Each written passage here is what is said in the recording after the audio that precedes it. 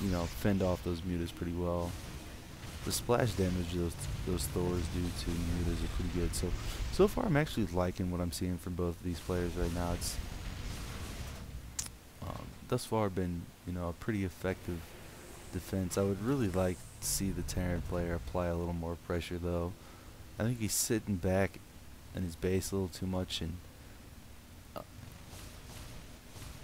you know, as far as building everything right, this just seems like so much junk right in the front of his base. I think he'd been, you know, it just, to me, I I build my stuff a little more spread out. His stuff is just so crammed up in his base. It's crazy. But you know, as we, you know, continue to kind of monitor this game, we had 25 Zerglings out, or 25 Zerglings in production. The current army composition, we're looking at our Zerg player quite a bit ahead, and he's going to actually want to attack before he gets maxed, because you never want to have a max Zerg army, because you know, a max Zerg army versus a max Terran army, you know, typically the Terran army is going to win 9 times out of 10. And we do see a bunch of mutas in here, and with his whole, you know, army at the front of the base, it just comes around to the back. There's 1, 2, 3 turrets back here, so he should have time to, you know, get back there, take care of it. But you know, he's pulling back to his main, taking out some more turrets. I think he's gonna get a chunk of SCVs here. Yeah, he's just, there's so many mutas there. That is absurd. That is an absurd amount of mutas. +1 mutas. Oh my god. And just the, you know, what really makes this mode so annoying. Oh, they're getting a couple volleys off, taking out a couple mutas here, but now they're already back in the match. They take out this turret and harassing. He's got so many Hellions. That's a lot of Hellions. I would need to see this Terran player push out. See, that's what happens when you sit back as Terran, man. You can't do that. You sit back as Terran and just let the Zerg macro up and take as many bases as he wants. He's got a much larger army than you. This is really, our Terran player is not looking so hot right now.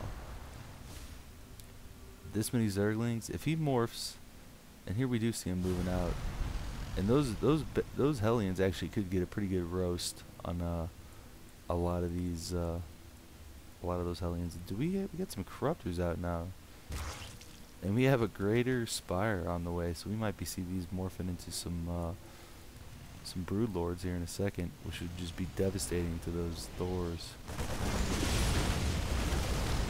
And we got a Raven coming up, protecting all these creep tunnels, knocking back some of these creep tunnels. I'd really like to see him have some tanks in the mix. And I don't necessarily agree with just, you know, the sacrificial Zerglings necessarily. And we do see these Brood Lords morphing in. And wow, Wu is kind of fucking up right now. And he's got his whole army split up, and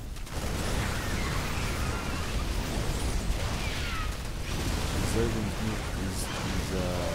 movement from the back, just getting annihilated by all those Thors.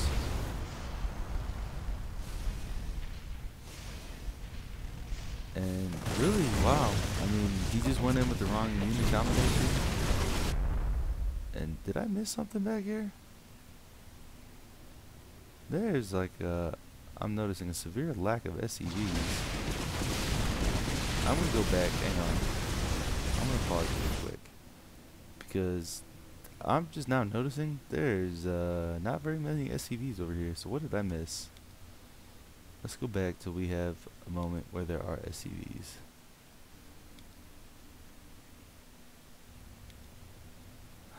I must have missed this a while ago.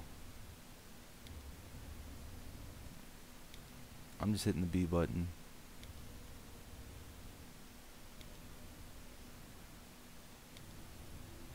Oh, that's what it was. As as his army moved out across the map, this flock of mutas right here. Let's keep an eye on these mutas. Yeah, these mutas just came in and wiped out every single SEV that he had. So, wow, yeah, that was pretty one-sided. And you know, going back and looking at this, you know, this is pretty much his all-in. He's got no more income. I mean, his income is severely crippled at this point with a smaller army. But he's roasted so many Zerglings at that point. Pretty absurd.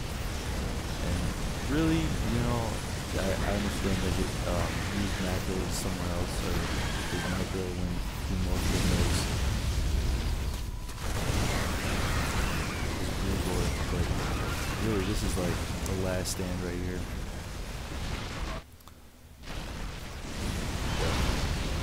Muta's moving in from the back, so Ryan really needs to make something happen right now.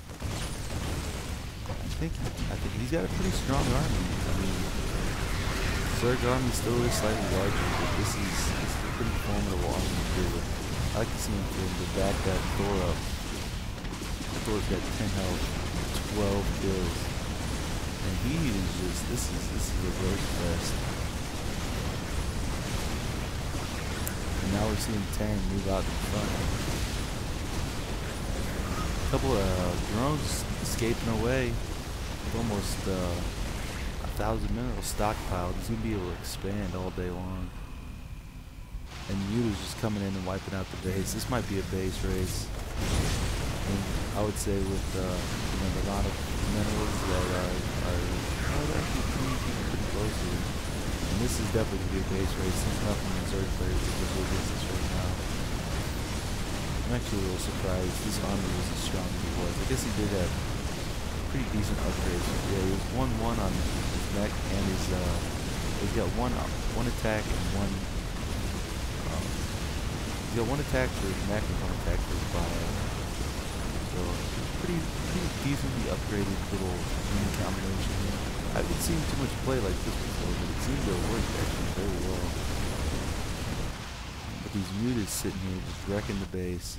Overlords all camped out in the back corner. And a slew of brood lords now that have recently just morphed in, moving their way towards the enemy base. And he does not have much mining. And our Terran players now moving up, looking for where's the rest of those expansions at. Canceling that expansion, pretty good call there. You never want to just let someone just destroy your base. Got a Viking landing, gonna wait till the last minute to cancel that. And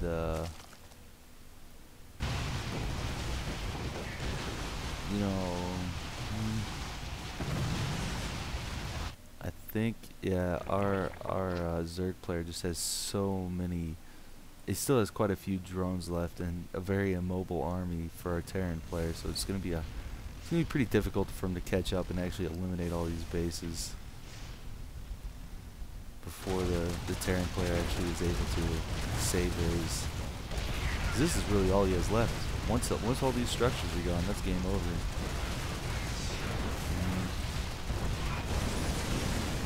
Yeah, this is base race. That's right, dude.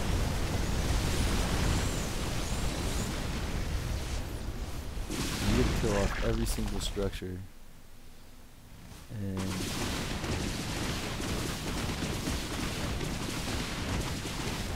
now we see the last depot go down. So, I mean, that was a pretty good game. Pretty close. Came down to, you know, ultimately a half a hatch, two halves of hatcheries, you know, was all that was remaining between either game. But really, it kind of slowed the Terran player down, having a slightly less mobile army, as opposed to, you know, the mobility that these mutalisks really provide. Was able to just, and you know, had he got up and trying to flew off with his buildings, the mutalisks would have just chased him down pretty quickly. So that's that as far as the Sasquatch goes.